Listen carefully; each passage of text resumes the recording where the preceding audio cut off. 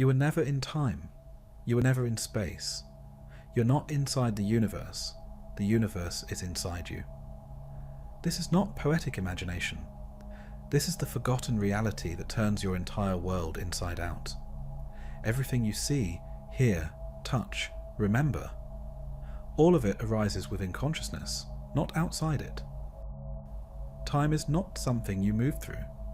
It moves through your mind as thought. Space is not something around you. It arises through perception inside your awareness. Even when your body sleeps deeply, with no thought, no memory, no sensation, you still are. There is an awareness, silent, timeless, whole. And that is what you truly are. Not the body, not the voice in your head, but the field in which all of these arise and disappear. In the ancient Hermetic work known as the Kybalion, the first principle is called Mentalism. The all is mind, the universe is mental. This doesn't mean the universe is just a thought floating in your personal head. It means all of reality arises within an infinite, intelligent awareness. And that awareness is not somewhere outside of you. It is you. This is the foundation behind every other law, every manifestation, every shift of reality, because all things begin with the knower, the one who is aware. But if this truth is so fundamental, why don't we live from it? Why do we suffer? Why do we keep forgetting? Because awareness, the knower, has fallen into a kind of trance, a trance of mistaken identity. And that trance gives rise to a frequency, a field, that shapes everything you experience. When awareness constantly remembers itself as a limited self, a body, a personal mind, a history, a future, a fragile creature trapped in time and space, then it begins to vibrate at the frequency of fear, scarcity, doubt, and striving. It becomes a seeker, always reaching, never arriving, always trying to become something more, somewhere else, in some other moment, but never fully here, never truly now. And this is the silent tragedy. The truth of your being is not far away. It is not hidden behind years of effort or mystical attainment. It is always here. It is always now. The here and now is not just a passing moment. It is the portal through which awareness remembers what it truly is. It is the doorway into the dimensionless self, free from boundaries, identity labels, time, space, and illusion. When you enter fully into the now, you begin to awaken from the spell of becoming and return to the truth of being. But what happens when awareness begins to remember itself, not as the limited, but as the limitless? When it turns inward and sees that it has always been whole, eternal, and beyond form. Then it begins to vibrate at the frequency of clarity, peace, creative power, and inner radiance. This is not a vague spiritual feeling. It is the core secret behind every manifestation, every emotional pattern, every result you live. You do not attract what you want. You attract who you are being. So who you are being, your energetic state, your beliefs, your vibration, is shaped entirely by one thing: the identity you have accepted, the frequency you've unconsciously or consciously tuned yourself to. Everything you receive in life is determined by who you believe you are. Identity is not just psychological, it's energetic, it's magnetic. It is the tuning fork of your reality. It silently determines what you think is possible, what emotions you allow yourself to feel, what kind of love, success, or meaning you think you deserve, and what version of the world you unconsciously allow yourself to experience. But here's the painful truth. Most people are running on a false identity built from forgetting. They confuse their being with their age, body, past, social roles. And because they see themselves as incomplete, they spend their lives chasing completion in status, relationships, even spirituality. They say, I need more freedom. I need to fix myself. I need to become someone better. But here is the great lie. You are not broken. You are not limited. You are already whole. You just forgot. This isn't just mystical poetry. It is the foundation of both ancient wisdom and modern science. Modern neuroscience confirms what the sages of old already knew. Identity is not something you are born with. It is something you build. It is not stored in a single place in the brain. It is created through repetition, emotional imprinting, and focused attention. What you consistently recognize, remember, and say, "This is me," becomes you. Neuroscientist Antonio Damasio calls this constructed self the autobiographical self, a bundle of remembered experiences, beliefs, and emotional impressions which consciousness mistakenly identifies with and treats as its I. So consider this. When you feel anger and say, "That's just who I am." When you succeed and think, "Now I'm finally enough." When you fail and whisper, "This always happens to me." You're not just describing reality.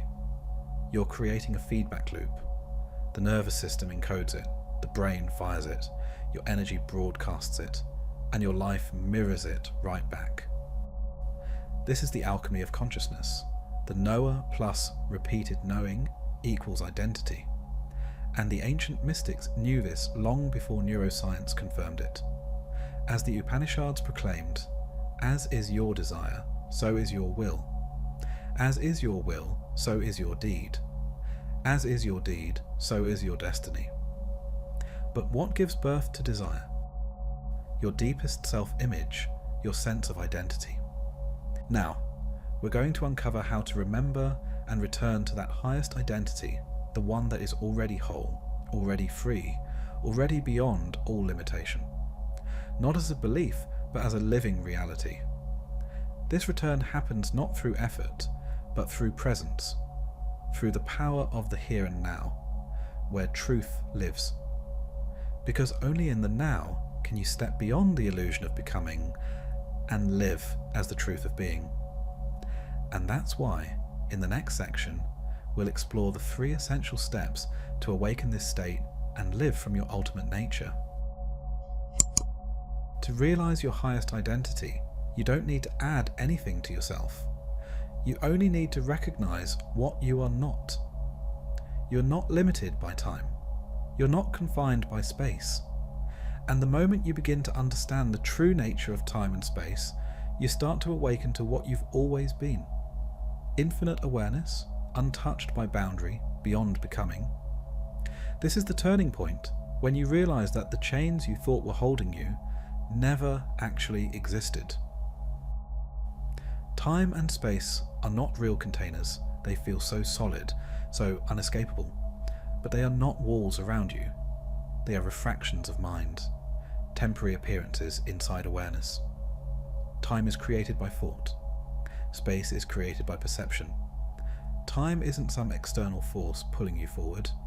It is the mental unfolding of thought, splitting the now into past and future. Space isn't a box you move through.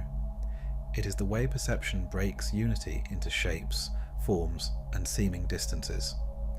Thinking refracts consciousness into one dimension of time, and perception refracts consciousness into 3 dimensions of space. So what is consciousness really? It is not something inside the brain.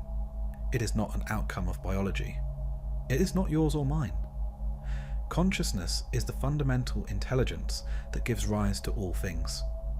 It is not in existence. All of existence is in it. It is dimensionless, no shape, no edge, no center. And yet, everything arises within it. It is the silent ground of being, the unseen mind behind every form, every law, every breath. And here's the revelation. It is not many. It is one. One awareness, expressing itself as all beings, one field, unfolding through infinite forms. So when you remember that this consciousness is not something you have, but what you are, everything changes. You no longer see yourself as a small point in a vast world. You recognize that the world itself appears in you. You stop chasing time and return to the timeless stillness through which time flows. You stop trying to get somewhere and realize you are already the place from which all things come and to which all things return. Everything that appears as this world, from your body to the stars in the sky, from emotions to events, is not something outside of the consciousness. It is the consciousness modulating itself, appearing as form without ever becoming form. There is nothing finite. The finite is an appearance of the infinite. This means the world is not an illusion to be rejected. It is a living symbol, a mirror, a dance of formless consciousness shaping itself into the seen, the heard, the felt. The physical is not separate from the spiritual. It is spirit appearing as the physical. The body is not a trap for the soul. It is the soul in visible form. So since the world is an appearance within consciousness, and consciousness filters itself through your identity, then what you see, feel, and experience in life is always reflecting the frequency of who you're being, not who you wish you were, not what you believe in intellectually, but the felt sense of self you carry deep within. The world is not something happening to you. It is something arising from you, from your state of being. This is why changing the outside doesn't create lasting transformation, because what shapes the outside is always your inner state, and the gateway to shifting that state is not effort, it's not striving to become something else, it's remembering what you already are, timeless consciousness appearing in form. All the wisdom in the world means nothing if it stays in the mind. This journey is not about concepts, it's about living the truth, becoming what you already are, shifting from seeking to being. And that begins with one commitment: to bring your attention back home, into the now, into awareness, into truth. Here are 3 simple yet profound steps to help you return to your highest identity and live from the frequency that reshapes your entire life. 1. Return to awareness. Begin by gently noticing this truth. You're aware of your thought, sensations, and feelings, which means you are not those things. You are the one seeing them. Just as clouds move through the sky, thoughts and emotions move through you, the open, silent space of awareness. Sit in stillness for a few minutes each day. Let go of labeling your thoughts. Just notice, I am the one who sees. Don't try to change anything. Just return to being the witness. This is not detachment, it is freedom. Because when you stop identifying with the waves, you remember you are the ocean. 2. Anchor in the here and now. The only place your true self can be found is the present moment. The past is memory. The future is imagination. But the now is real. And the now is not just a moment. It is a dimension of being. Right now, close your eyes. Feel your breath. Feel your presence. Notice that you are here and you are aware. This is not small. This is everything. Several times a day, pause and ask, where is my attention? Gently bring it back to the body, the breath, the now.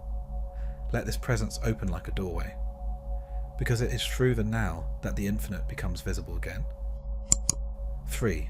See through the appearance. Now that you're anchored in awareness, begin to gently see life for what it is.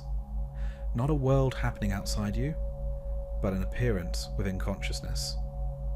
When someone speaks to you, see them not as other, but as an appearance of the same awareness. When emotions rise, don't collapse into them. Observe their texture. When challenges come, remember, this too is part of the dance of the infinite, within me, not against me. Journal daily from the place of awareness. Ask, what is appearing in me today? Watch the world like a lucid dreamer, present, awake, aware it is within you. This is how the veil dissolves. This is how identity shifts, from the limited self to the infinite one. Not all at once, but breath by breath, choice by choice, moment by moment. You are not becoming something new. You are remembering what you've always been. And the more you return to this truth, the more your reality reflects it, with ease, with clarity, with power, with love.